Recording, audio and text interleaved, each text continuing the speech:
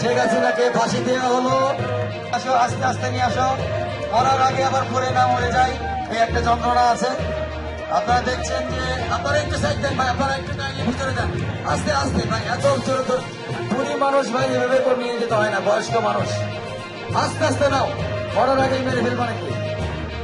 আস্তে আস্তে আস্তে আস্তে ভাই, এত তাড়াহুড়ার কিছু নাই, এত তাড়াহুড়ার কিছু নাই। আমাদের এখানে ম্যাজিস্ট্রেট আছে ভাই, আপনারা একটু পিছনে যান ভাই, আর ফুটেজ করার দরকার নেই, প্লিজ পিছনে যাই আমরা একটু। ভাই একটু দাঁড়াও, তোমরা তো ওয়েট করো না, জল্লাদ তুমি কি নিয়ম জানো না? দাঁড়াও, ম্যাজিস্ট্রেট আছে এখানে, আমাদের গ্রামীণ ম্যাজিস্ট্রেট উপস্থিত আছেন, উনি ওখানে গিয়ে শেখ হাসিনার সাথে কিছু বার্তালাপ করবে, সেগুলো ব্যবস্থা আছে। আমাদের এখানে কালো কাপড়টা একটু পরে দাও, হুজুর আছে, কালো কাপড় আছে। ভাই আমি ম্যাজিস্ট্রেট সাহেবকে বলছি, গ্রামীণ ম্যাজিস্ট্রেট সাহেব আপনি একটু উপরে আসেন। আমাদের যে আসামি আছে ফাঁসির কাছে, তার একটা স্বীকারোক্তি নেন এবং উনি কি বলে আপনি জানান, উনি কি ওনার অপরাধ স্বীকার করেছেন কিনা। আপনি গিয়ে আপনি স্বীকারোক্তি নিয়ে আসেন, যান আপনি ওদিকে যান। আস্তাগফিরুল্লাহ কি জানে না? তাহলে আপনারা একটু বলে দেন যে আস্তাগফিরুল্লাহ, আমি তো ওনার হজে যাওয়ার ছবি দেখেছিলাম, মানে কাঁদতেছে, স্বীকার করতেছে, শেষ সময় অন্তিম সময় স্বীকার করতেছে।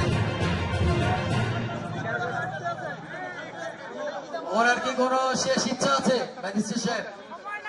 আমি ম্যাজিস্ট্রেট, ওনার কি কোনো শেষ ইচ্ছা আছে? আপনি কি জিজ্ঞেস করেছেন?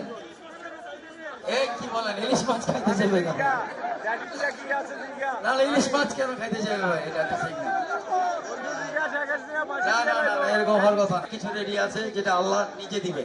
আপনারা কালো কাপড়টা, ওনার মুখের কালো কাপড়টা জল্লাদের কাছে হ্যান্ড ওভার করার জন্য আমি অনুরোধ করব। কালো কাপড়টা তাকে পরিয়ে দেওয়া হোক। মোদির সাথে দেখা করার সুযোগ দেওয়া হোক, ওনার একমাত্র স্বামী হচ্ছে মোদি, মোদির সাথে দেখা করার সুযোগ দেওয়া হোক।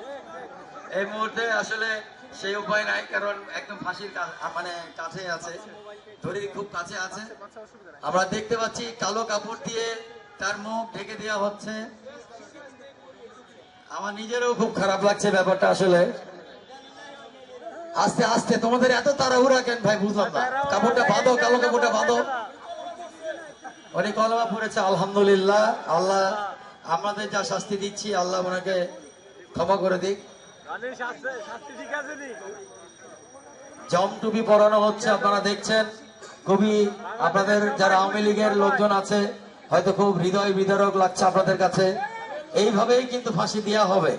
আমি বাংলাদেশ সরকারকে একটা সাহস দিয়ে যাচ্ছি, আমরা মৌলিক বাংলা এবং জনসাধারণ মিলে, যে তারা যেন এইভাবে করেই ফাঁসিটা কার্যকর করে। এবং দেখছেন আস্তে আস্তে সেই ফাঁসির দড়িটা কিভাবে তার গলার মধ্যে ঢুকে যাচ্ছে, মাথার মধ্যে দিয়ে প্রবেশ করানো হচ্ছে এবং টাইট করে দেওয়া হচ্ছে। আর তোমরা কিন্তু ছেড়ে দেওয়ার আগে এই এখান থেকে কিন্তু এই যে ম্যাজিস্ট্রেটের দিকে খেয়াল করো, এই যে এই রুমাল ম্যাজিস্ট্রেট যখন ফেলবে ঠিক সেই মুহূর্তে কিন্তু তোমাকে ছাড়তে হবে দড়িটা। ম্যাজিস্ট্রেট আর একটু সামনে যাক, আমি একটু ঘড়িটা দেখি, আমার 1 মিনিটের মধ্যে আমি এই সাদা কিছু ইন্ডিয়াতে গিয়ে বহুত গালাগালি হবে, বহুত, মানে আমার বাপ মা তুলে, বউ বাচ্চা তুলে দেওয়া হবে।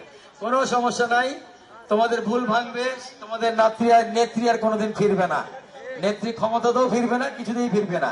তোমরা ফিরে আসো, তোমরা বাংলাদেশে ফিরে আসো, তোমরা বাংলাদেশের ভালো মানুষের দিকে ফিরে আসো। রুমাল দেখলেন যে উঠে গেল এবং শেখ হাসিনাকে ছেড়ে দাও। শেখ হাসিনাকে ফাঁসি দেওয়া হলো এবং নড়ানড়ি করছে, ছটফট করছে, শেষ নিঃশ্বাস হয়তো বের হয়ে যাচ্ছে, ছটফট করছে, ছটফট করছে, শেষ নিঃশ্বাসটা বের হয়ে যাচ্ছে মনে হয়। লা ইলাহা ইল্লাল্লাহু মুহাম্মাদুর রাসূলুল্লাহ, ইন্না লিল্লাহি ওয়া ইন্না ইলাইহি রাজিউন। আমরা সবাই ইন্না লিল্লাহি ওয়া ইন্না ইলাইহি রাজিউন পড়ি, কারণ সে চলে গেছে, যে চলে গেছে তার উপরে রাগ রাখতে হয় না।